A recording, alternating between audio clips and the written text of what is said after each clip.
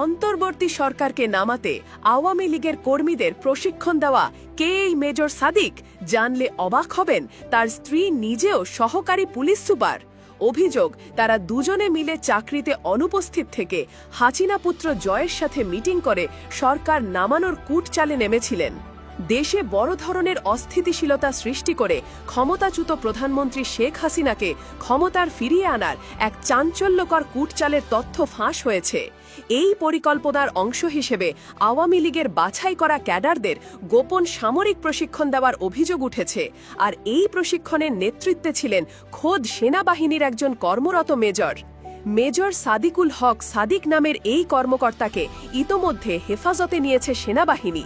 এই ঘটনায় দেশ জুড়ে তোলপাড় সৃষ্টি হয়েছে এবং অন্তর্বর্তী সরকারের বিরুদ্ধে একটি গভীর কূটচালের জাল উন্মোচিত হয়েছে বলে মনে করছেন সংশ্লিষ্টরা।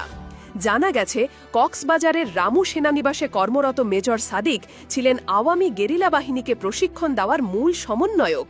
তদন্তকারীদের সূত্রে প্রাপ্ত তথ্য আরও চাঞ্চল্যকর। এই কূটচালের জালে শুধু মেজর সাদিকই নন, তার স্ত্রী সহকারী পুলিশ সুপার সুমাইয়া জাফরিনও জড়িত বলে অভিযোগ উঠেছে। গোয়েন্দা তথ্য বলছে, কর্মস্থলে অনুপস্থিত থেকে মেজর সাদিক সাবেক প্রধানমন্ত্রীর ছেলে সজীব ওয়াজেদ জয়ের সঙ্গে যোগাযোগ রক্ষা করে এই প্রশিক্ষণের আয়োজন করছিলেন। সম্প্রতি এক সংবাদ সম্মেলনে আন্তঃবাহিনী জনসংযোগ পরিদপ্তর ISPR এর পক্ষ থেকে সেনাবাহিনীর মিলিটারি অপারেশনস পরিদপ্তরের পরিচালক ব্রিগেডিয়ার জেনারেল নাজিবুদ্দৌলা বলেন, মেজর সাদিকের ব্যাপারটি আমাদের নজরে এসেছে। যদিও বিষয়টি তদন্তাধীন আছে, তারপরেও আমি বলবো, এরকম একটা ঘটনার কথা জানার পর সে আর্মির হেফাজতেই আছে। তদন্ত চলমান। তদন্তে তার দোষ প্রমাণিত হলে নিঃসন্দেহে সেনাবাহিনী প্রচলিত নিয়ম অনুযায়ী তার বিরুদ্ধে ব্যবস্থা গ্রহণ করবে। সেনাবাহিনীর এই বক্তব্যটি যেন ঘটনাটির ভয়াবহতা এবং সত্যতাকে সামনে নিয়ে এসেছে। গোয়েন্দা সূত্রে জানা যায়, এই কূটচালের মূল লক্ষ্য ছিল অন্তর্বর্তী সরকারকে উৎখাত করে আগস্ট মাসের মধ্যেই দেশব্যাপী নাশকতা চালানো।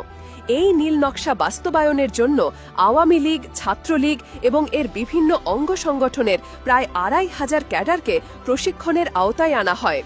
গত ৮ জুলাই ঢাকার ভাটারা থানা এলাকার একটি কনভেনশন সেন্টারে আওয়ামী লীগের প্রায় ৪০০ নেতাকর্মীকে প্রশিক্ষণ দেওয়ার সময় এই কূটচালটি প্রথম প্রকাশ্যে আসে।